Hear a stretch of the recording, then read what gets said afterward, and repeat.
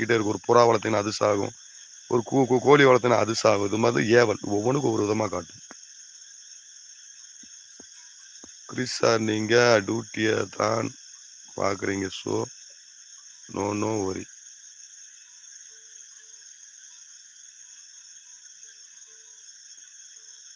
Chris sir, நீங்கள் duty தான் பண்ணியிருக்கீங்க. So no worry. கண்டிப்பாக.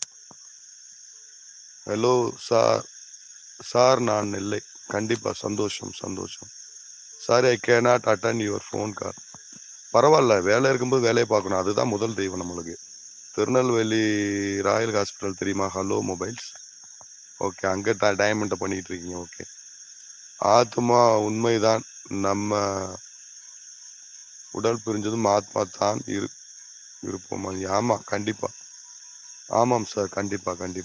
ரம்யா குமார், நிறைய பேர் ஆத்மா இல்லைன்னு சொல்கிறாங்க. எனக்கு ரொம்ப வருஷமா இந்த விஷயம் உண்மைன்னு நம்புகிறேன். என்னோட அம்மா ஆக்சிடெண்ட்டில் இறந்துட்டாங்க. அப்போ தான் இதை நிஜம்னு நினச்சேன். அந்த செய்வினை செஞ்சவங்க துர்மரணம் ஆயிட்டாங்க. வாவ். சூப்பர். மக்களுக்கு நல்லது நடந்தால் ரொம்ப சந்தோஷம் ஐயா. மக்களுக்கு நல்லது நடக்குதோ இல்லையோ, எல்லாருக்கும் நடக்காது. எல்லாரும் வரையும் நம்ம நட முடியாது. இருக்கிற அரிசியை எல்லாருக்கும் பகிர்ந்து கொடுப்போம். அதை எத்தனை பேர் சாப்பிட்டு ஜீரணமாகறாங்க, எத்தனை பேர் அது கீழே குப்பையில கொட்டுறாங்கன்னு அது அவங்களோட மனநிலையை பொறுத்து. பசிச்சவன் தான் பசி அடங்கும். பசியிலான சோறு வச்சோம்னா பாதி சாப்பிட்டுட்டு பீச்சதை குப்பையில கொட்டிடுவோம். அந்த மருத்துவமனையில் கருப்பு உருவம் உலா வரீங்கன்னா இது நைட் டியூட்டியில் வந்த கம்ப்ளைண்ட். வாவ். கண்டிப்பா போயிடுவான் தலைவா. நம்ம போயிடுவோம். எந்தெந்த ஊர்ல எந்தெந்த விஷயம் இருக்கோ அத்தனையும் தூக்குறோம், உட்கார வச்சு கூப்பிட்டு வரோம். கவலையப்படாதீங்க. மகாகாளி மாந்திரிகம் சொல்லுங்க. கண்டிப்பா சொல்றேன். மகாகாளி மந்திரம் ஒண்ணுமே கிடையாது. மெயினா ஒரு 3 தான். வந்து சியாமல சோஸ்திரம். அதை நான் பூஜையில பண்ணும்போது சொல்லுவேன். நீங்க அந்த சியாமல சோஸ்திரம் சொல்லும் போது தசமகா சக்திகளும் அஷ்டமகா காளிகளும் உங்ககிட்ட வந்துருவா. எல்லாத்தையும் ஒன்னா சொல்றது. காளிதாரா வித்யா சடாஷி புவனேஸ்வரி பைரவி சின்னமஸ்தா சவித்யா தூமாவதி ததா மாதங்கி சித்த வித்யா சகவிதா பகலாமுகி ஏதா தசா மகா வித்யா சர்வதந்திரேஷி கோபிதானும். அனைத்து மகாதேவிகளையும் அவங்கள எல்லாத்தையும் நான் மனப்பூர்வமா என்னோட ஆசையா உடலோட என்னோட ஆத்மாத்மா உங்களை நான் வணங்குறேன் அப்படின்றது அந்த சியாமல மந்திரம். இது ரகசியமா வைக்கப்பட்ட மந்திரம். இதை வெளிப்படி அவங்களுக்கு சொல்றேன். சரிங்களா? அதுக்கப்புறம் பாத்தீங்கன்னா ஓம் க்ரீம் க்ளீம். உங்களுக்கு எந்த காளி பிடிக்கும்? பத்ரகாளி பிடிக்குதா? மயான காளி பிடிக்குதா? ஏன்னா ஒவ்வொரு காளிக்கு ஒவ்வொரு தாட் இருக்கு, ஒவ்வொரு வேலை இருக்கு. ராமர் அப்படின்னா டிபார்ட்மெண்ட்ல இருக்க ராமர் இருக்கான், ஃபாரஸ்ட் ஆஃபீஸ் ராமர் இருக்கான், போலீஸ் டிபார்ட்மெண்ட் ராமர் இருக்கா. அப்படி ஒவ்வொரு இடத்துலயும் ஒவ்வொரு ராமர் ஆட்டிடியூட் பண்ணுவான். ஸோ அந்த இடத்துல உங்களுக்கு எந்த தெய்வம் உங்களுக்கு பிடிச்சிருக்கோ அதை நீங்க போடலாம்.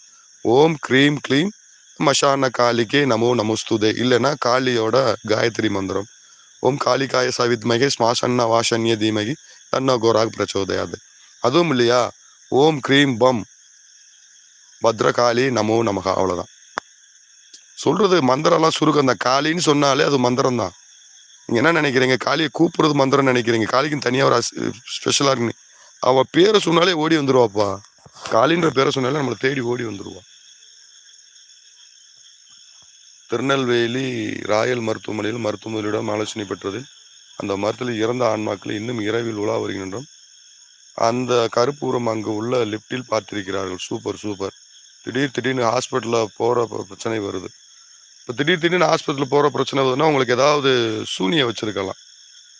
ஆனால் அது சூனியத்தோட தான் உடல் உபதைகள் வந்துக்கிட்டே இருக்கும். அந்த மாதிரி சூனியம் வச்சுருப்போம். நீங்கள் காளிக்கிட்ட சரண்டர் ஆயிருங்க.